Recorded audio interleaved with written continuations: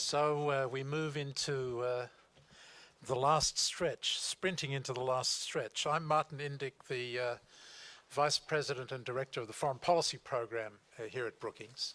And it's a great honor for me to have the opportunity of doing a quick introduction of our distinguished speakers in our last panel. I say quick because I know you'd rather hear from them than from me. It's a great honor for us at Brookings to have both our chairman, John Thornton, here on this panel today, and of course Justice Breyer, no stranger to Brookings. We have had the opportunity to host him on a number of previous occasions. It's I think a tribute to his interest in the topic that he's been with us all afternoon, but we're particularly interested in hearing from him this afternoon in this final session. I want to take a moment to say a special thank you to John Thornton. He is not only the chairman of the board of the Brookings Institution, but the founder and patron, of course, of the China Center here, which bears his name, the John L. Thornton China Center.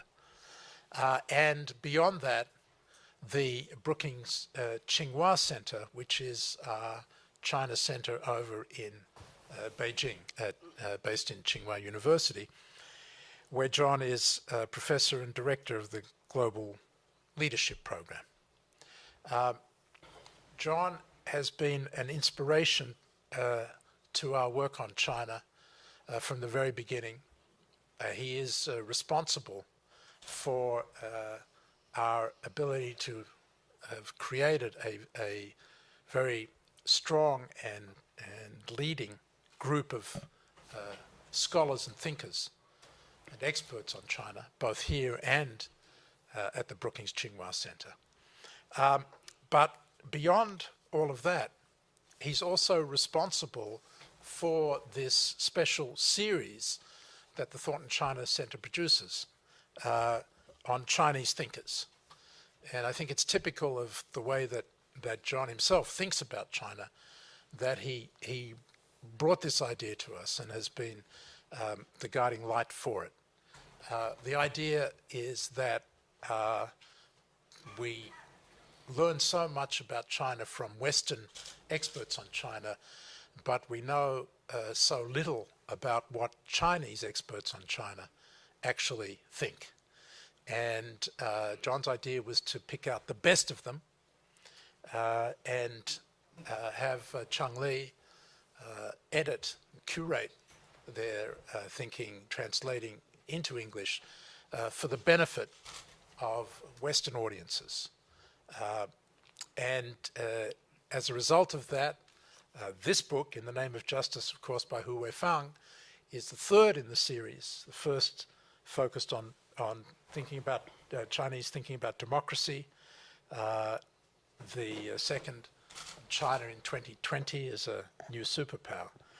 And we will continue to publish the great Chinese thinkers in English in this series as a result of John's inspiration. So I want to thank you in particular for that contribution.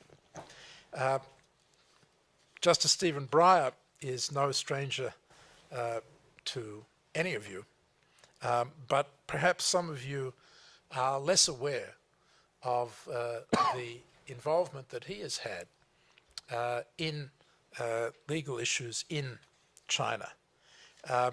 He has, as well as his important work, I should say, highly significant work on the bench, been a prolific author of a series of books. The most recent, Making Our Democracy Work, and before that, in 2006, Active Liberty, Interpreting Our Democratic Constitution. And it is in the pursuit of greater global understanding of the role of constitutionalism in democracy, that Justice Breyer has been an inveterate traveler to so many parts of the globe to espouse his understanding of the way that democracy works and the importance of constitutionalism in that regard. And that has included his advocacy for constitutionalism in China. And I think it's fair to say that his book has earned him wide admiration in Chinese legal circles, and in many ways he's an inspiration to them. So it's particularly appropriate that we have Justice Breyer here in conversation with John Thornton to close out our discussions today on constitutionalism in China. Thank you both very much for joining us.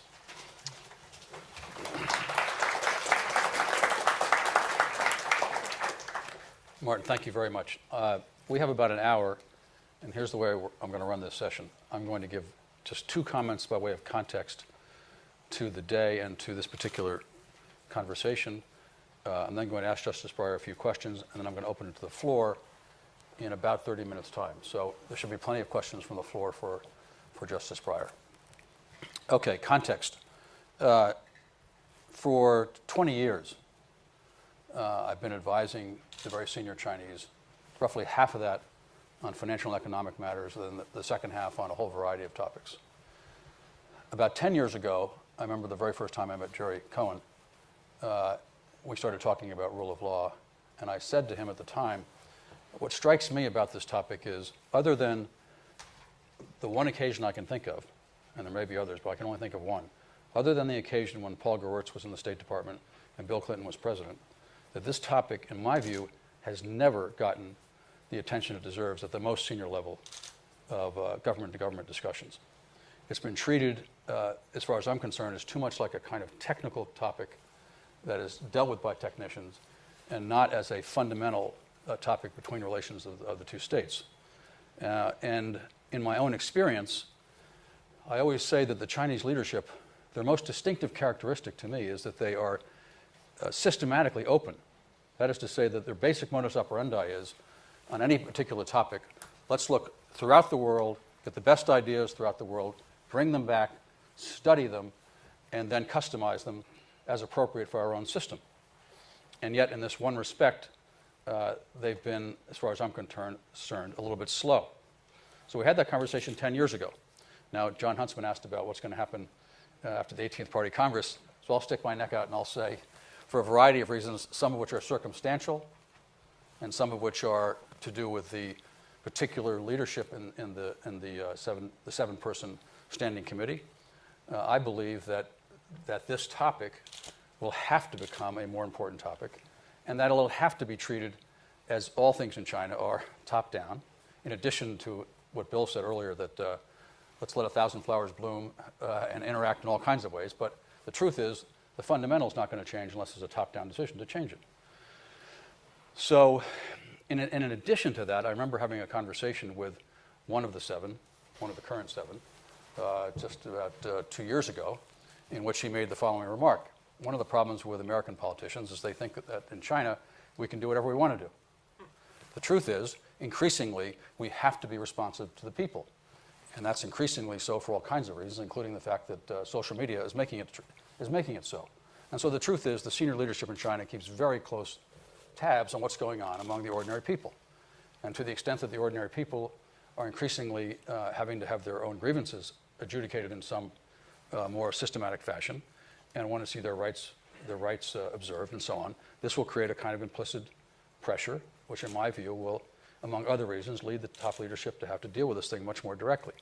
And so if that theory of the case is correct, then I would say, to extend the analogy, it will be absolutely essential that there are some number of very senior people who are engaging with the very senior Chinese on these topics over an extended period of time, recognizing that the contribution of outsiders in the end can only be modest. It can be profound in its lending of ideas and of thinking, but modest in what actually happens. And then I finally say that my experience also tells me that the Chinese leadership They don't need help on the concepts. The conceptual understanding they have down just fine. What they need is extremely practical, concrete advice. If we want to go from here to there, how do we get there? Give me very specific steps to take and give me a sequence of those steps. And what exactly would you do? And in the absence of that kind of advice, typically it's a kind of wasted conversation. So I say that point because I would encourage the people who are much, much closer to the subject matter to be thinking along those lines, because it's going to come in handy in my view. So that's the, as far as I'm concerned, where this is headed, and one of the reasons that this particular topic, I'd like to see Brookings raised to a much higher level of visibility. I'd like to see the U.S. government raise it to a higher level of visibility. Now, in the context of this particular session, both Justice Breyer and I were guests at a dinner for Hu Jintao when he was here, and we were talking beforehand, and we were talking about his book, which has been referred to many times by people, Making Our Democracy Work.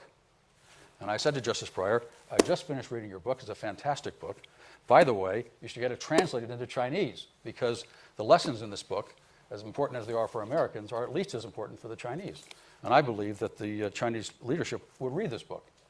And Justice Breyer said to me, well, it's funny you mentioned that, because I've already had that idea. It was given to me by Paul Gewirtz, and we're actually in the middle of trying to do that right now. And sure enough, the book was translated, and it's sold very well in China. Justice Breyer then went to China, Justice Breyer then went to China in June, and as referred to earlier by Paul, and was very well received in all kinds of venues, talking about his book, including what I thought was a wonderful kind of, I don't know what to call it, poetic justice. On the cover here of Kaijin magazine, which you'll all know is, I guess the best equivalent might be The Economist. And here is the cover story. Now, that in itself is interesting. It tells you something about what the editors think about this topic. What I find even more interesting is the date of this magazine is June the 4th. So I thought to myself, that cannot have been lost on the editors. So it has thrilled me no end that someone as eminent as Justice Breyer, and who's such a profound thinker, has become increasingly engaged in this topic. And when we were talking earlier this afternoon, he said to me, I'm no expert on China, so what do I have to contribute to this conversation? And I said, Justice Breyer, trust me, I'm going to drag you into this thing every single step of the way, and we're going to make you an expert sooner or later, because as it was said earlier, if we could just get him out of his day job, we could make him a permanent diplomat for rule of law. So I'm very, very pleased that he's here today, and very honored. Where I'd like to start is I'd like you to, if you could, talk a bit about your book and its relevance in your mind to the Chinese situation, and give us some sense of how that was received when you were over there talking to various audiences. I know how it was received in the audiences, but I'm not an expert in China, despite your efforts to qualify me. My relation to China is like, I read sometime, there was a professor who went to China, and the press said, when did you come here? He said, yesterday. He said, how long are you staying? Today. When are you leaving? Tomorrow. What are you doing? I'm writing a book. It's called China, yesterday, today, and tomorrow. That's who we are. But I did go over there and I did talk to some students at Tsinghua, yes. And there are about 600 of them, and they speak English, and it's like talking to a group in Texas. There's no problem with understanding what the concepts are, how the system works here, pretty well. And you got exactly the same question in the first part of your book, just what you said, and exactly what they said. The first question is, yeah, but how do we get from here to there? To which my response is, I don't know. That is a problem for you to solve. I can't do it. I can tell you some things about the United States, and you have to take them insofar as they're relevant. And so what is it that they seem to be interested in, and what they're interested in the magazine? First, of course, which is so obvious, do you think we don't have these problems? Do you think that this rule of law has been given on day one, and suddenly it was followed? Of course not. Of course the problems and don't think democracy will solve them. It's a step on the way, but it's not also, it's both your friend and your enemy. And so let me say what I mean in a little more detail. Hamilton, this is the document, okay? Hamilton and Madison write this document with some others. And it's a very good document. If you ask any of us on the court, any of us will be absolutely in agreement on the basic things it does. And it isn't one thing, and it isn't a million. But the basic framework is it creates institutions of democracy so that people can decide for themselves through their representatives what kinds of communities they want. But it is a special kind of democracy. It is a democracy that protects certain basic human rights, that assures some degree of equality, that has what you've called separation of powers. That is not what you're looking for here. You're looking for judicial independence, which is different. Separation of powers is, and what I liked about his book very much when I read these pages, he's very clear and he has precise notions and he makes these distinctions. The separation of powers is both vertical, state, federal, and it is also horizontal, 3 branches. But the basic function of separation of powers is not to preserve a rule of law. It's to divide power into pockets. And by dividing power into pockets, you prevent any group of people in the government from being too powerful. That's the basic purpose. And finally, a rule of law. So you've got a document here that is trying to assure democratic institutions, but with protection of basic human rights, assuring a degree of equality, separating power horizontally, vertically, so no one becomes too powerful, and guaranteeing a rule of law. Now, Hamilton is the one who in Federalist 78 brings in the courts, because he's trying to answer a question. He says, we've written a beautiful document. He doesn't read 78, read Federalist 78, absolutely worth reading. He says, he says, we created a beautiful, he doesn't say it quite in these words, I'm parodying it slightly, but he says, we've created a beautiful document. But if nobody follows the rules, these are the ground rules. And if there's no one to say when somebody in the government strays outside the boundaries here, we should just hang it up in a museum, put it in the National Gallery. He actually did not say National Gallery because it wasn't built then. But nonetheless, you get the point. He says somebody has to have the power to say when the others have gone too far. Well, who should that be? The president? He's already too powerful. He'll just say whatever he does is right. Congress? Yeah, they're elected. But wait a minute. They are experts in popularity. Believe me, they know popularity. If they did not, they would not be where they are. Now, this document gives the same rights and protections exactly to the least popular person in the United States as to the most popular. So you're not going to get them to do it often when it's a question of the least popular. That leaves the judges. And if you read 78, it's not that he thought the judges were so wonderful. What he thought was that's the best choice available. So we will give them the power. Who are they? We don't know. Perfect. Nobody knows their name. Wonderful. They are not egomaniacs yet. And they are sort of gray, bureaucratic types, and they do not have the power of the purse, and they do not have the power of the sword. Wonderful. They won't overdo it, we hope. So we give them the power to declare what the others are doing is contrary to the Constitution. Well, and that's his reason we can't think of anything better. It then takes a long time, close to 200 years, before that power becomes really effective.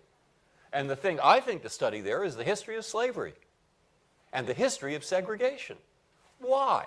Because it's so tempting to say, oh, well, the United States is the child of the French Enlightenment, the Scottish Enlightenment, the British tradition. It is in many respects, but not in respect to slavery. Read what Tocqueville writes. He writes, he comes over here because he wants to study what the democracy, equality is going to be like in the future. And he finds a lot of things that he writes about very accurate and very good. Quite right. But he says, I'll tell you 2 things they're going to have as big problems in the United States. The first is the Indians. And he says that won't be such a terrible problem because they'll kill them all. Right. And he says the second is slavery. He says they'll never, we don't know how they're going to deal with that. So remember that there were large sections of the country where the natural state of things was not human rights. The natural state of things was slavery, and then racial segregation. And that took a very long time, and a civil war, and 80 years of segregation before we began to deal with that problem. And to me, you go back and look at one of these cases, go look at the history of the Cherokee Indian case. The Supreme Court says, the law says that northern Georgia belongs to the Cherokee Indian tribe. The President of the United States, Andrew Jackson, says, the Supreme Court made its decision, now let it enforce it. And he sends troops, not to enforce the decision, but to evict the Indians, where they go down to Oklahoma on a trail of tears. It's so called because so many died, and the descendants live there to this day. All right? And then go forward to the efforts that were made to desegregate.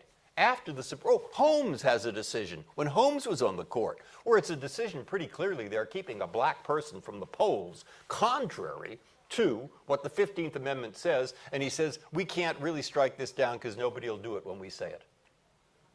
You see? You see? We're not unfamiliar with this kind of problem. Maybe not as seriously, or maybe not, it depends. So what I usually say, and because I believe it so much, that I think a great day in the history of the law of the United States, in respect to establishing a rule of law, was the day when the 9 in Little Rock, 9 black children, were finally ordered, after Brown versus Board says segregation is absolutely contrary to the Constitution. Then you have the case of Cooper versus Aaron, which arises out of Little Rock. Little Rock begins when a judge says, we mean it. By the way, the first year after Brown, what happened? Nothing. The second year, nothing. The third year, they finally get around to doing something. And in Little Rock, the judge says, put those 9 children in the school. And so what happened, some of us can remember, the governor of Arkansas calls in his militia. What, to get them in the school? No, to keep them out. And the congressman down there, Brooks Hayes, who was a moderate, and the school boards were moderate on race, they arranged a meeting with Eisenhower, who's president. And President Eisenhower meets with Governor Faubus. He goes into the room, and Governor Faubus says, oh, I'll let him do it. I'll let him do it. I will integrate the school. And Governor Faubus goes out of the room and tells the press the opposite. And he said, oh, the president dressed me down like a sergeant like a general dresses down a sergeant. Right? So that's what happened. So then Eisenhower has to say, well, what am I going to do? And Eisenhower says to Jimmy Burns, the governor of South Carolina, what do I do? And Burns, who was a moderate and Democrat and had resigned from the Supreme Court and helped run the war effort, and he says, well, if you send in troops into Arkansas, you're going to have to reoccupy the South. Okay? Public opinion for human rights in the South. Yep, sure was. Exactly the opposite. And Brownell, his attorney general, says to Eisenhower, you've got to send in troops. And he did. He took 1,000 paratroopers from the 101st Airborne, which were the heroes. Now, you see what I'm showing you? I'm showing you that it has to be popular. And he took those 1,000 troops, deliberately chosen, because they were the heroes of World War II, and parachuted into Normandy, and they were shot down. Every American knew that at the time. And they put them on the airplanes, then they go into that school, and they take those children, and they go in the white school, and that picture went around the world. Fabulous. Fabulous. And the Supreme Court said, absolutely, you go ahead and do this. Fabulous. The day after the Supreme Court said that, by the way, Governor Faubus closed the schools. And they remained closed for about 8 months. But they couldn't do it forever. And that was the beginning of, what, the Freedom Riders into the South, Martin Luther King, and it was a whole movement. Now, why am I telling you this story? Because I don't see how you bring about the rule of law without making the rule of law popular.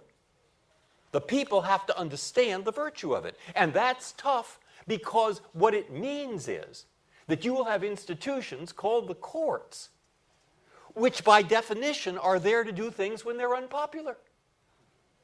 Wow. Wow. Yeah. And how do we bring about that kind of society where when you have Bush v. Gore, a decision that I thought was totally wrong, 5-4, and probably half the country agreed with me, but what Senator Reid said is the most remarkable thing about that case is, never remarked, that although it's very unpopular, and I think in his view too, very wrong, despite that, people followed it. No guns, no riots, And when I tell the university students, talk about that just as I just did, in the same tone of voice, the same words, etc., I say, I know what half of you are thinking. You're thinking, too bad there weren't some riots, too bad there weren't a few guns, etc. I said, before you think that, you go turn on your television set and see what happens in countries that solve their problems that way. You see? And so what I see every day in the courtroom is people who, by and large, have somehow, I don't know how, it's partly education, it's partly they think it's normal.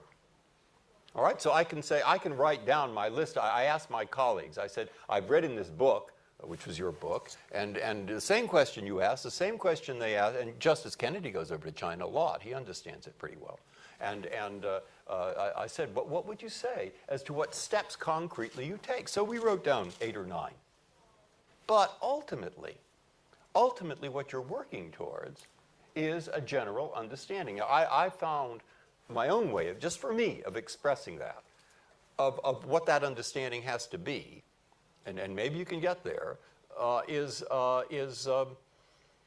when I saw the apartheid in South Africa. Say, when the apartheid's going on in South Africa, this is a little far-fetched, but it meant something to me. I look at the television one day, and on the television, there is a woman, well-dressed, obviously in business, and well-educated woman, well-spoken. She's black. And she says the following. She says, you know, it's apartheid time. And she says, you know what happens in this country? She says, our situation is not normal. I heard that word, not normal. I thought something's going to change. So, problem, how do you get people to think that it's normal to follow a rule of law and follow the judges even when the judges decide something you think is wrong and even when it's unpopular? All right, that, I think, is how I explain to myself the problem. Now, I have a few ideas if you want. Keep going, you're doing great. All right, so this is a kind of, all right. The first thing we wrote down, I mean, because I asked at lunch, I asked what was your, well, I put the problem, because the problem was put to me by those students at the university in China. Exactly the same problem first, exactly the same one. Well, he says, number one, you put on the list, you've got to have an independent judiciary. How do you do that? Well, first thing is tell them they can't be fired. That's simple. They'll love that. And then you tell them, which we don't live up to here, by the way, tell them we won't cut your pay. They'll like that, too. I heard the Russian judges talk about that. I heard they love that. I heard the Russian judges speak about it thereafter. It sounded like an American judges meeting. I mean, you see, simple thing. And then how do you, I heard Jerry Cohn, I mean, I don't know how you get him out of this tripartite thing. But as long as you have 3 people, the police chief, the prosecutor, and the judge, sitting there deciding individual cases, you're not going to have the independence. But you could perhaps create a situation where the general public thinks that that's abnormal, that they think it's abnormal to take a case, that they think this is sort of weird. Now, how do you bring that about? I don't know. That's why you have 2 chapters in your book. You have one called Free Press, and you have one called Building a Bar and Independent Lawyers. So the thing I like best about our bar in this respect is a lawyer will come in and say to a judge, Judge, you're wrong. You are just wrong. Now, they'll say it politely because the judge is going to decide the case eventually, but they'll say it. You are wrong. And you get enough esprit de corps in the bar, they'll say it.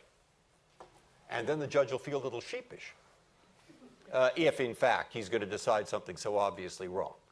And the press. I said this once, we were talking with a group of, I won't say what country it was, but I said, I know the greatest pests are the independent bar and the independent press. The press is always criticizing you, and the bar is always telling you you're wrong. And my point is, but they're necessary. They are absolutely necessary. What the judge said in the other country, he says, I agree with Justice Breyer. We should do something about the press and the bar. I said, no, that's not the point. The point is the opposite. And indeed, you can't deal without this press writing all kinds of things, some of which isn't true, some of which is, and so forth and so on. Because unless you give the publicity to it, there's no way to build all right. So That's one. This is a dream, but nonetheless, it's the right dream, I think. And when some group of more democratic people take over, the first thing they want to do is fire all the judges who were all put in there by the last regime who were so corrupt. Now remember, everyone you fire, you are weakening the independent judiciary link. Because you fire one of these bad judges, the others think I could be fired too. And the good ones think I could be fired too. So that's why, look, I find South Africa very interesting. Very interesting example. And go look and see how they dealt with their judiciaries there. They put in new judges, but they didn't fire the old ones. And it's very, I find it instructive, but I don't know if you will. All right, anyway, that was one. Two, the best thing that I find in the Administrative Procedure Act, which Professor Gewirtz pointed out, the best thing I find is a very simple rule, which I believe is helpful. If it isn't public, it isn't a law. Okay? Simple. So that when the judge is going to say, this is what happens to you, you say, where's the law? And if it isn't public, it's not a law. So the law can't do it to you.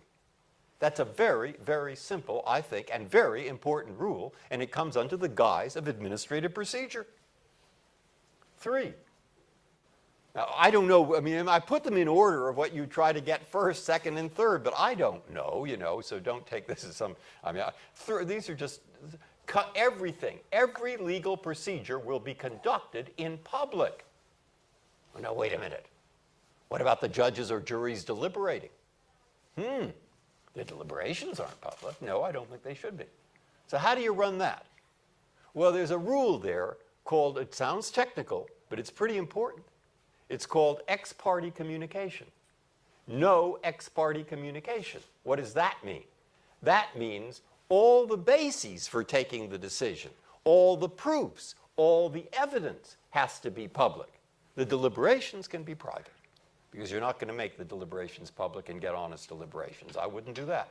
But this rule against ex parte communications, nothing goes in to the decision maker's mind except, see, and it's wonderful that it sounds technical. The more technical it sounds, the better. Because one of the things that I thought was terrific, a suggestion here, and you seem not to, you proceed part by part. Take some of it. Take the part about commercial law, for example. There you have a great, are you going to get the investment if in fact people feel in the businesses that their disputes are not going to be decided fairly? And there people say, yeah, we want the investment. Of course we do. Of course we want businesses. Of course we've got to have a fair way of doing it. You say, you're right, you do. And as one of those, you need what we call minimum due process. An impartial decision maker, an opportunity to present proofs and arguments, and an opportunity to see the proofs and arguments of the other side.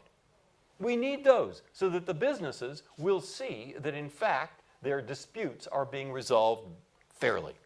And pretty soon you have this independent judiciary going, and once it's going for the business things, you say, I saw that in your book, I thought it was great. You say to the people in the government world, now aren't you a little worried about being accused sometimes perhaps unfairly of a business-related crime, which is called corruption?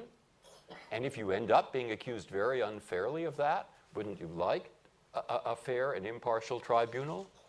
I don't know, some of them might like that idea, or they might not. But I found interesting in the thought over here is that bit by bit, take an area that's not threatening, and then you move to the area and you build the protection. All right, 5, habeas corpus. That should be higher up on the list. King John, and you have that in the book, absolutely. King John was asked by his barons for really one basic thing. It was the tax part to there. But the thing that's lasted is, here's all we want. Don't affect a person's liberty negatively, except according to law. What a simple rule.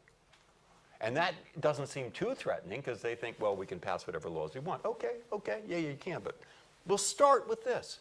Nobody's liberty is affected without a law. And remember, the law has to be public. And remember, if you can get word to a judge, by the way, I had a case like that in the First Circuit, unbelievable. Somebody was picked up by the customs authorities or something from Dominican Republic and put into confinement, and he actually threw a rock out the window with a note and said, send it to my wife.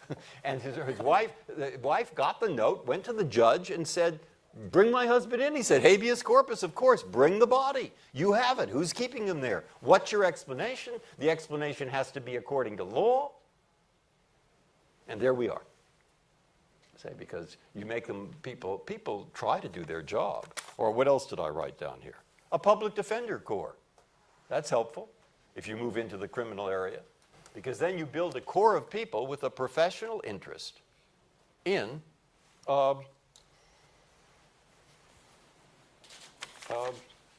seeing that the process remains what it's supposed to be, which is basically fair. And if you think they always succeed here, they don't.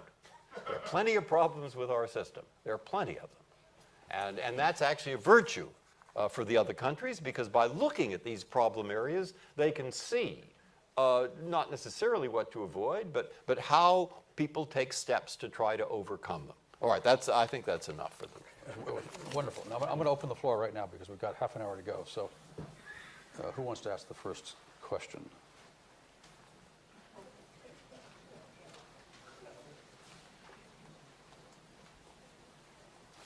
In the back.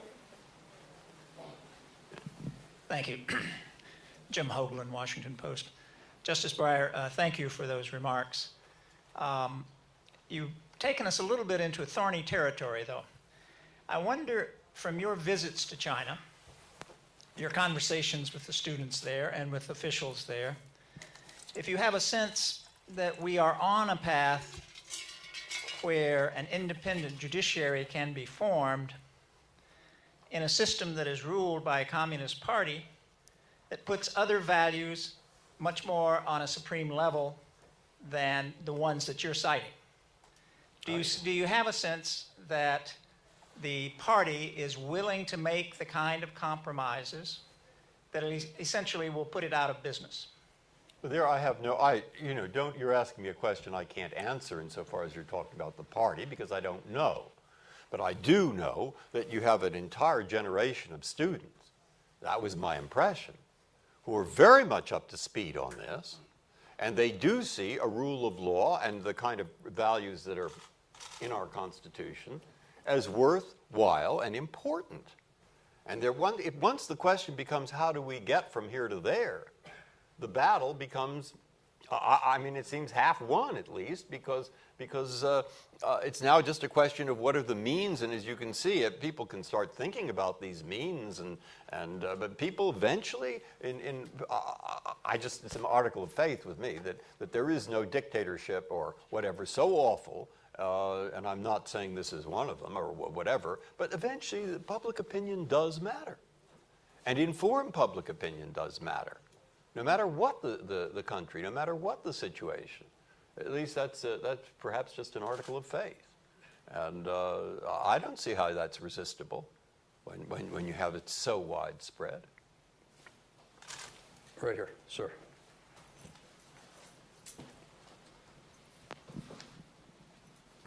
Yeah. My first question is that If you could identify yourself, please. Okay. Yeah, my name is Dong Xia. Come from Peking University, from Beijing. My first question is that when Stephen says the China problem is China's problem, it's your problem, it's yourself to solve the problem, and the sense is that China feels that their own systems are very special, particularly. In the recent years, there's a global financial crisis. China economically doing very well compared with the rest of the world.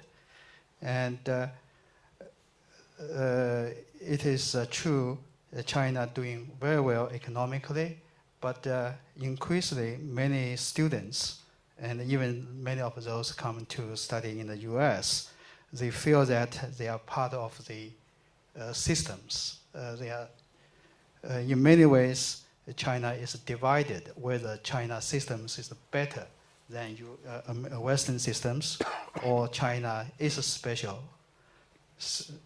Second is that when the people expect that Xi Jinping is become the new leader of after the 18th Party Congress, is starting to become a strong leader, like Jiang Jingguo in the Taiwan. But that is a dilemma. If a Chinese leader become very, very strong, typically it will suppress the freedom of speech, will maybe making current security apparatus even stronger, meaning that it is a big dilemma whether Xi Jinping becomes stronger is better for China become democratic systems as happens in the Taiwan. Those are the two questions. Yes. The first is the China is become whether China is the either part of global problems or the part of the global solutions. And many people in the economic world, particularly multinationals, feel that the China problem is a global problem. It's not just a Chinese problem. There, you're getting beyond me in this respect. That I'm not seeing, and I can't see, a thing as a China problem or an American problem. I can see something as a human problem. And it seems to me as a human problem, I agree actually with something you don't agree with necessarily, which is that if you could find a way to have a society without conflicts, that should be what you do. Because ultimately law and courts are ways of resolving conflicts among human beings. Now, I think a good way to do that when people were simple tribes of 100 or 200 people and they were wandering in a desert, you could solve their problems by having someone, even then they had problems, you know, and they had someone sit under a tree and dispense justice individual by individual. And it worked. But where you're dealing with groups of people who are tens of millions or hundreds of millions of people, then there are conflicts that I think you can't solve except through rules. And once you have a system of rules, you have a system of laws. And as soon as you have a system of laws, people say, but why should I do that? And at that point, you've threatened very big conflicts. So you have to have some kind of answer to give them that's satisfactory. And one kind of answer, I'm not saying the only kind of answer, but one kind of answer that seems to work pretty well is, but you had a say in this, you know. You had a say yourself. Maybe it's secondhand, but you had a say. And then they say, but the majority is ganging up on me, or the people in power don't like me. And that's no reason. So you say, very well, what we'll do is we'll have a basic system here that gives even you, who are not popular, certain basic rights. But how do I know we'll do it? Well, we've set up this imperfect system filled with problems, but an imperfect system to help, to make certain you're not being unfairly picked on. And unfairly picked on is not something that's an American notion, a Chinese notion, or any other kind of notion. You go back to the Bible, and it says, justice, justice shall you pursue. Not dispense. It's not something somebody dispenses. It's something somebody pursues. And therefore, the idea is it's universal. Now, maybe I'm wrong, maybe it isn't, but I suspect there are certain things in human nature when they get together in society that are universal. And having a say might be one. And certainly not being picked on unfairly is one. And certainly having some kind of guarantees against being unfairly picked on is important. And that all goes into justice. And that's why I think we're basically here, whether we're from China or whether wherever we're from. We're trying to find solutions when there are tens of millions of people trying to live together in communities about how to satisfy those very basic, very, very basic human desires. A woman in the back, right there.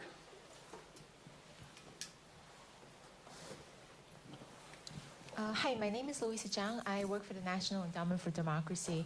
My question is, I think that, so I'm sort of just paraphrasing Chinese civil society, censored voices.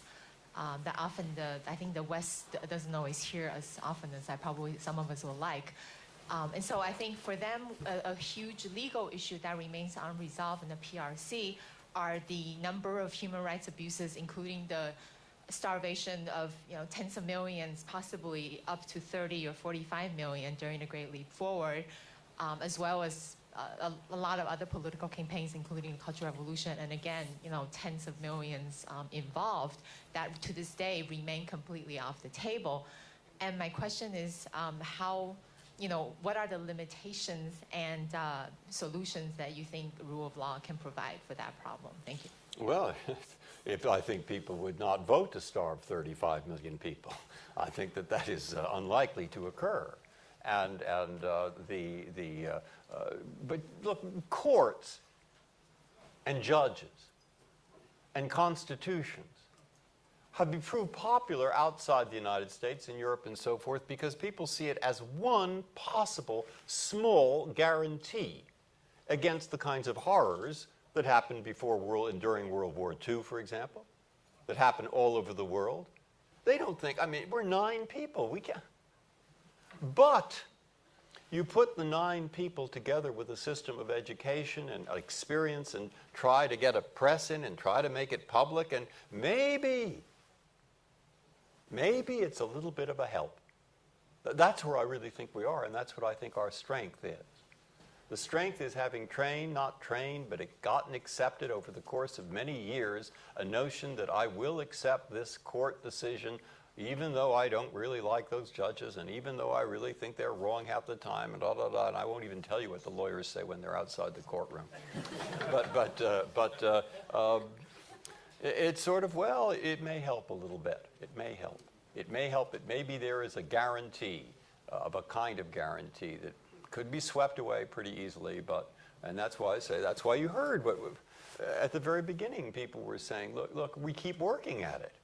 You think our criminal justice system, I've heard the reaction you say, well, in China, they just have the police chief and the prosecutor and the judge, and they get together. What kind of a system is that?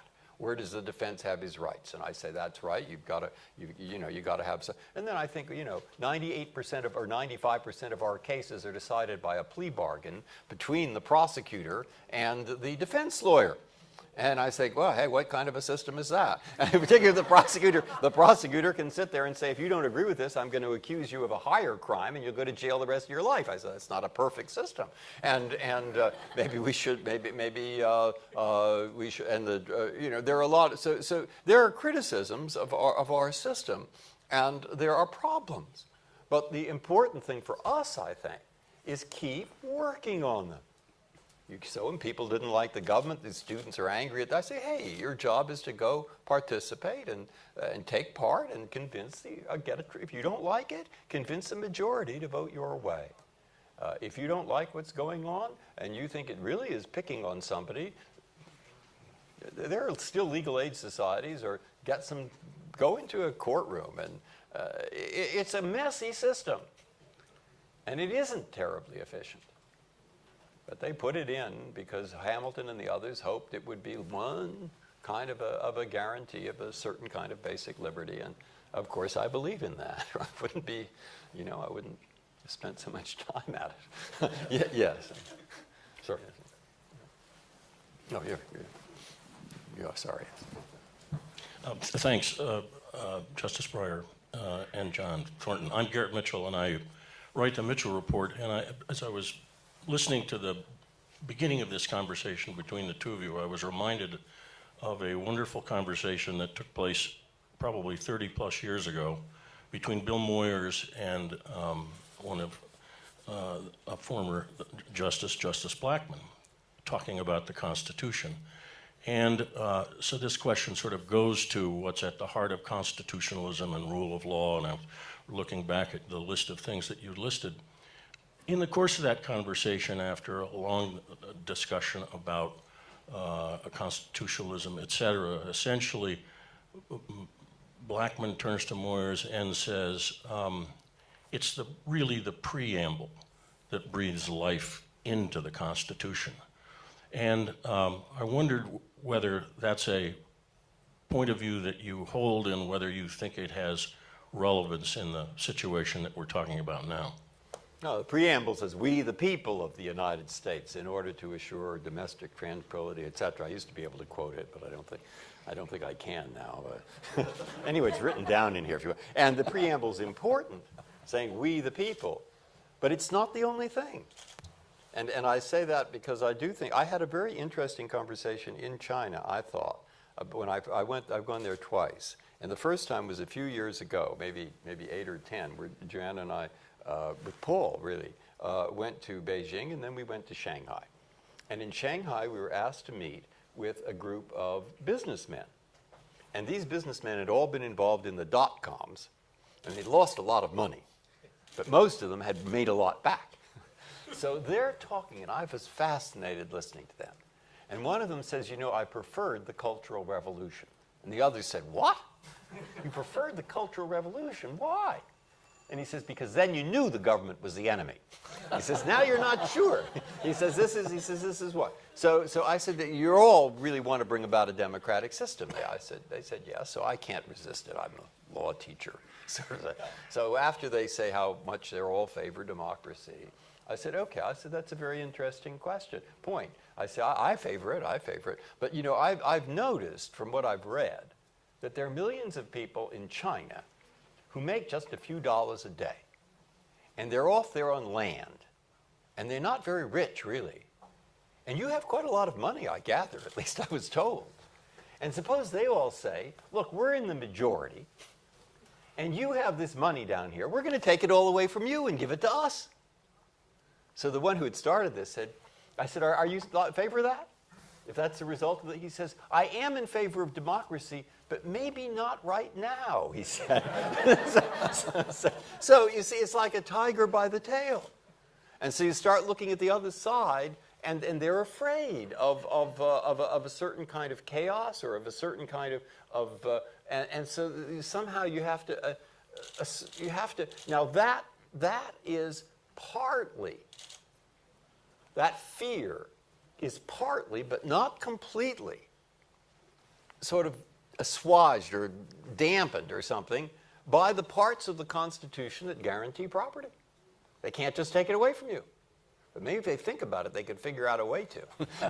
and so you see, it's a need to find ways to take the fears of different people. I heard this last night on NPR. I heard Jane Harman, and she was talking about something about in Egypt where they're trying to write a constitution, and she said the liberals walked out. And she said she had told the liberals, go back in that room. Don't stay out of the room. Listen to what people are saying. And if you have to make a compromise, you do. But move it along. Move it along. And that was what she said. I thought, well, there's quite a lot to that. So anyway, that was my reaction. Let's see, sir, here.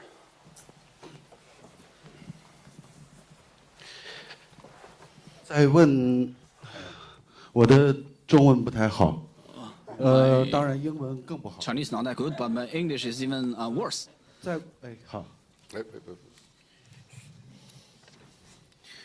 在问尊敬的桑顿先生和布莱耶大法官之前呢， Mr. Thornton and Justice Breyer, before I ask my question, 两点感受。 I want to talk the 2 points. 第一句话， what my 贺元 feelings. 芳教授的书，在美国先用英文版 was 出版， published in America 足以说 in 明 English. That 中国的 shows 出版还不自由。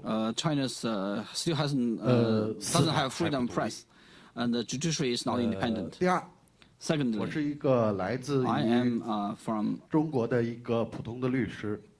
I'm a 为 like 了 a common 使 lawyer 我 in 的人 China. 格不至于分裂下去， In order 我 not 就 to 做 split 一 my 年 personality, 行政诉讼， and I'll 做 do 一年 1 商务 year 的律 administrative 师， lawsuit, and then 这 I'll 样 do 1我 year 才 of 可以买得 commerce 起 lawyer. 西装。 That's how I can afford buying a 中国是 business 一个 suit. 很复杂的环境， China is 在 a 美 very 国的 complicated 这种 country. 法治的这种情形下，很 Compared 难 with 想象和 America, 理 you 解。 can very American can 我 hardly imagine 23 our 年 situation.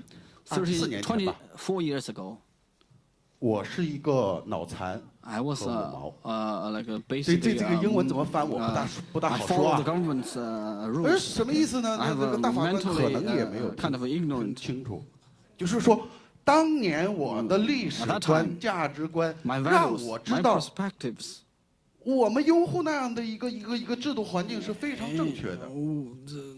Told me at that time it's 1900 correct to 年的历 support our 史上 system. 说，你们美国列 The history 强 told us 八国列强 Americans imperialists 侵犯了我们中国。 invaded 当时我 China. 听到这样的历史， When I 我是感到义愤填膺的， heard that part of 我 the 觉得 story, I was so angry. 没道理。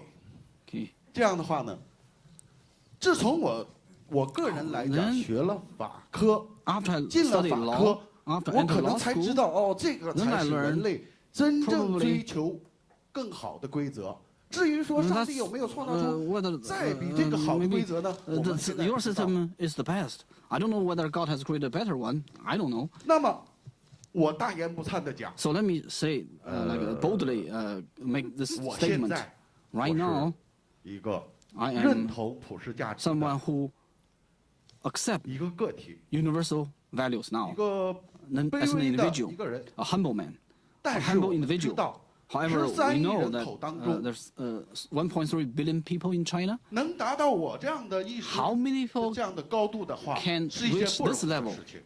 Like my level. It's not that 那么 easy. 我们怎么样？ So, 这里面呢， How- 我这个问题 so my 就要出 question, 来了， okay, 就是 I'm 说， going to raise my 不是 question. 说桑顿中心， It's not 这个布鲁克斯中心， Brookings, 布鲁克斯学会 okay, Brookings 说猜这个 institution, 中国的领导人很时髦，中国的法律 probably 问 is 题 very popular 很时髦 to 一 talk 样。 about Chinese leadership 就是 and 说 Chinese law. 如何把 The 真 question is 正 how 那些还不懂的人，不懂得法治精 for 神， those people who 不 still 懂得 don't 普世价 understand 值 law, 的人， who still haven't 让他们 accepted 清楚 universal values, how to make them 什么是 understand 法治？ what is 人 law, 类 what is 相 the rule 互 of 之 law, 间为什么应该这样相 and 处？ why humans should deal with each other 刚 in 才 this way. 李成教授讲 Professor Li Cheng just 一个 said, 词，我学会了一句 so I learned one word in 迂腐 English, seek skin from the tiger. 你影响他们，他们心里面清楚的很啊！你影响他 So 们什么呀？ what can 根 you 本 influence 影响 them? 不 They 了 know 他们。 very well. You, 我 they 们 know 现 that they 我 cannot 们 be 现在想影 influenced. 响什么呢？ So 包括 what 我 are 的 we 家 trying 里 to，influence 我和 here? 我的父母吵 Now, in 架，我 my 不见 family, 得 when I 吵 was 过 fighting 他 my parents, I 他 couldn't 们认 win 为 over them because they 我 were 们 my 就该这么 parents. 活着，我们就该 Because 没有权利。OK， when they say how I should live, 这个 then I 最后呢 have to live.最后呢，这个问题是， So my 这 questions 个 are 我们让这个布鲁克斯学会 the Brookings 如何 Institution. 通过具体的 How? 具体的做法， How? By what 让 kind of 我们 steps 中国的草根 that you 民 will 众 be able to allow 能 the 第 regular 一现 people, 场的 ordinary people, 感受到 to really 什么是 feel 法治。 and 为 understand 什么 the rule 要 of 法 law 治？ and why do we need Okay. the rule of law? Finish. Well, I don't have more of an answer to that than we were talking about. You keep doing what you're doing. You keep doing it. You just keep doing it. I mean, when I talk to the students, Sandra O'Connor, one of my colleagues, is she and Kennedy, all of us feel very strongly about in the United States the fact that teenagers and high school students are not learning civics. They don't know how the government of the United States works. And so she spends a lot of her time trying to develop programs on computers, on television, that you could send into the classrooms so they'd understand. None of us thinks that the rule of law is the American system in its entirety. We think the fact that people will apply and follow a rule of law is one thing that we think, I think, and I think people who think about it think, is a national treasure. But it's a treasure that's developed, and that's been my point, over many, many, many years, with many setbacks along the way. And of course, in my own mind, there's no way of maintaining it without teaching the next generation, the generation after that, and that means teaching. It doesn't mean propaganda. It means giving them a chance to discuss these things, to understand how the system works, to participate, to one of the things we used to do when I grew up in San Francisco was we'd have a day called Youth in Government Day, and I'd get to go, everybody in the class would get to go down and sort of shadow a member of the Board of Supervisors or the mayor or the city attorney or somebody and see what his job was like. And what a good thing that was. Yeah, I remember that. And one of the reasons had to do with architecture that I was in China, but one of the things I thought was great in architecture is in Australia, which they've changed now, but they built a parliament. And this parliament, for whatever architectural reason, it goes up like this, and it's huge, and the building goes down almost to the ground, and it's covered with grass, the whole ceiling. So what the children would come in droves in the buses, and they'd go to the top, and they'd roll down like that to the bottom. And I thought, what a good idea. The association in their mind will be this democratic government of Australia, and it has a place where I can go and roll down the hill. So they'll have a positive association, and it'll make them more interested, and they'll learn about it. So I'm just pointing out there is no single technique, but ultimately it does depend on building the support for this idea, which means explaining, which means debating, which means discussing, which means the press eventually comes in and shows everybody what's going on. And if there had been people there with a press, I think, that could report on things, maybe some of the terrible things that had happened in the world in the 20th century wouldn't have happened. Yeah. No, right here.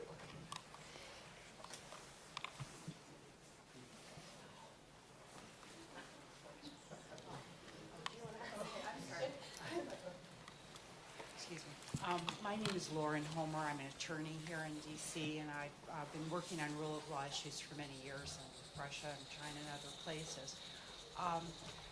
Probably it's safe to say the greatest threat right now that the Chinese leadership feels is instability and social disharmony. And I think the Chinese people also have experienced, particularly lawyers, a lot of very difficult things, including being jailed and beaten and thrown out of the legal profession as they've attempted to bring about the rule of law. And of course, in our own country, lawyers and people have experienced a lot of pain in the civil rights movement. So my question is, in line with Mr. Thornton's comment about practical steps, what would be a phasing of the introduction of the rule of law that might be suggested to the Chinese government and to Chinese political and legal leaders as a way to avoid these calamitous events and bring about the rule of law? Can you suggest to them that they pay the judges and say, we won't reduce your salary, we won't fire you? Well, they might be willing to do that. And if they did that, the judges would love it. And nobody else would like it. But I mean, maybe they'd do it. Or maybe they'd say, hey, we have an administrative law rule here. By the way, let's have all the court proceedings on television. The proceedings. I'm not saying the deliberations. And you say, well, why don't they do that? Let's not get into that. but let's have the trials and all those things. Maybe they'd do that. Maybe they would. Or maybe what about this arbitration system for resolving business differences? Would you be willing to take some of these judges? After all, you're now paying them so much and you can't fire them. At least let them do a little work. Why don't they come over here and handle some of the arbitration cases? And why don't we do it according to pre-published rules? And why don't, I mean, there are so many things, the publicity, and you don't have to do everything at once. And I saw Brooke Shearer before she died, wonderful person, and she sent us a film from China, which we looked at, and it was a school of 5th graders. And the 5th graders had been, they suggested to the government had suggested what you should have are elections for the monitor in the class. And they did a film, and it's absolutely priceless. I mean, the parents they didn't know how to do it. You see, teachers weren't sure how to do it. And they would make this mistake or that thing, and it would have its comical elements, but the students got interested. They got interested. And they ended up electing a monitor. Well, I don't know how good the monitor was, but it was all right. It was all right. And so there are ways, I think, which you're more likely to be able to think of than I am, of taking these different ideas and say, try this out over here, or try it out over there, and you're building the bar.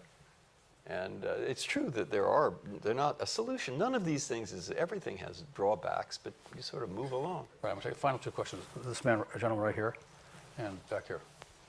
Thank you. My name is Stanley Lubman, and I've been involved in studying and practicing Chinese law for the last 45 years. And I just wanted to add a positive note. You, Justice Breyer, and also I think Paul Gewirtz have talked in slightly different language about changing a legal culture in China. And I wanted to mention one incremental, kind of incremental improvement that doesn't come from the top, but from lower down. I was at a meeting last year to discuss administrative law reform, and we were told that the central government still does not want to pass a nationwide Administrative Procedure Act. One was drafted in 2003, and it was rejected because it was too much of a professor's law, so-called, because the drafters looked very hard at the American Administrative Procedure Act. So that has been lying around, as have a draft administrative litigation law also been lying around. However, the leadership has countenanced the notion of local experimentation. And I was very interested to learn that 2 provinces have adopted administrative procedure regulations, namely Hunan and Shandong. And I went to Shandong and heard the mayor of a fairly large city there talk about what he had learned as a mayor. He'd been a central government official before he was posted down, and he realized once he got there that central government officials don't really understand the lives of ordinary people. Then he began to watch the proceedings, the process of drafting the local administrative procedure regulation, and he came to understand the importance of procedural justice. And that was one of the first times in 35, 40 years of going to China that I heard a Chinese talk about procedural justice. So I think that the term is in the vocabulary, and I think that local experimentation may at least help in the incremental building of a changed legal culture. That is supposed to be one of the virtues of the American federal system, is what Brandeis called the laboratories of experiment. Now, one problem of having a population of 1.3 billion is it's a very big population and it's hard to govern. But one virtue of it is you can divide it into parts and provinces, and you really can have real experiment. Try this over here, try that over there. So that's a tremendous virtue. And I read in your book, well, you have the Confucian tradition, which says morality is what's important, and not necessarily the law. Yes, but now with 1.3 billion people, of course morality is important. But how do you create a system that is moral? How do you get people to feel that they can follow the rules of morality? Perhaps when there were just a smaller number and everybody's closely knit in families, you can just rely on the family.